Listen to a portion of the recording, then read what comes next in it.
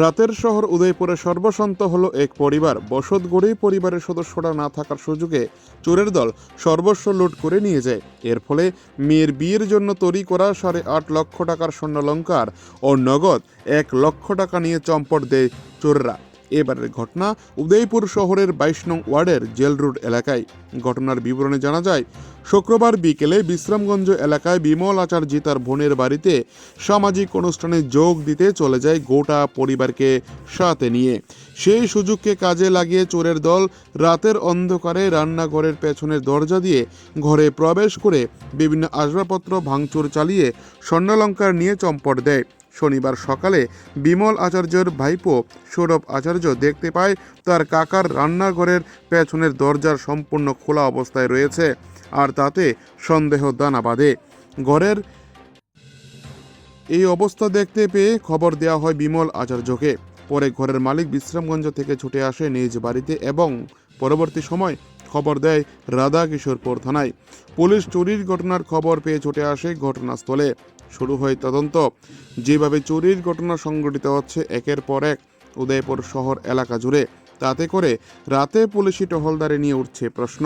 পুলিশের সূত্রের খবর, জেলা পুলিশের নির্দেশক্রমে এই ধরনের চুরির ঘটনা রুখতে 12 জনের একটি দল গঠন করা হলেও দলের অধিকাংশ গোয়েন্দা পুলিশ বাড়িতে বসেই দিন কাটাচ্ছে।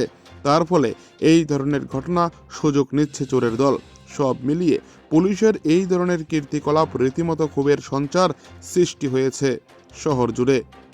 উদয়পুর থেকে নিজস্ব প্রতিনিধির রিপোর্ট, টিভি 100 বাংলা।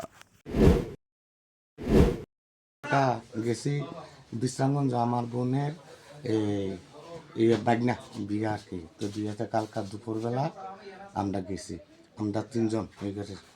তো গেলাম, তো এখানে গেলাম। পরে সকালবেলা এই ফোন করলো আমার বাতিজা যে কাকু তোমার দরজা যে খোলা। তো খোলা দেখে সেটা হেরা আমি দেখছে আর কি, দেখা দিয়ে এই অবস্থা।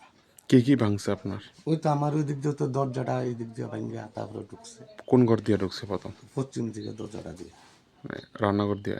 রান্নাঘর দিয়ে। কত ভরি স্বর্ণ চুরি হয়েছে? ওই তো 5 ভরি। আমার মায়ের লেগিয়া বিয়ের লেগিয়া এই নেকলেস, তারপরে গলার, হ্যাঁ, তারপর হচ্ছে হাতে। কত লক্ষ টাকা স্বর্ণ আছিল আপনার? ওই তো 5 ভরি মতো সব। নগদ টাকা নিছে? 1 লাখ টাকা। আমি তো দোকান খেটে তারপর রাউন্ড লাগে। কি করেন আপনি আমি এমনিতে? তো প্রতিমা। কোন জায়গায়? ওই তো বিজেপি পার্টি অফিসের লগে যায় নটরাজ। আচ্ছা আচ্ছা। এটা আমাদের। কারো কি সন্দেহ হইতেছে কোনো? কেমনে কারে সুন্দর করুন? বাড়িতে কেউ আসলো না আপনার? বাড়িতে আসলো, কাকু আসলো, বাতিজা আসলো, কেউ টের পাইছে না? কেউ টের পাইছে না। আচ্ছা, পুলিশ কি আইছিল? হ্যাঁ, কি কইছে পুলিশ? আয়া দিকা ইনকোয়ারি টিনকোয়ারি করছে, কইরা সেটা গেছে আর কি। আপনার নাম কি? আমার নাম বিমল আচার্য। আগে কি এই এলাকাতে কোনোদিন চুরি হয়েছিল আপনার? এতদিন ধরে তো কোনো চুরি হয়েছে না এখানে। আমরা কত গেছে আইসি বাড়িগুলো খারাপ পশুবর্তী। এলাকাটার কি নাম? এটা হচ্ছে জেল রোড ধরে আর কি। মূল শহরে এটা উদয়পুর শহরে? উদয়পুর মূল শহর। এই জেল রোড তাদের বাড়ি বিমলাচার্য। উনি মৃৎশিল্পী কাজ করে। উনি কালকে নাকি ওনার সপরিবারে বিশ্রামগঞ্জ ওনার বোনের বাড়ির বিয়েতে গেছিল। তো আজকে সকালে 7টার দিকে ওনার ভাতিজা সৌরভ আচার্য ওনারে ফোন করে জানাইছে যে কাকা আপনার ঘরটা দরজা খোলা, এই সিদ্ধান্ত।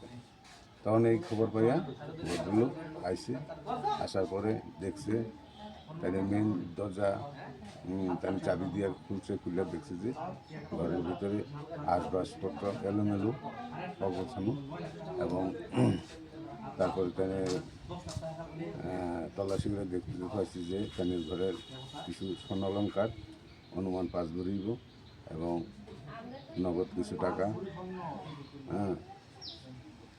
দুষ্কৃতিকারীর কাছে নিয়েছে গতকাল রাত্রে, তাদের ধারণা।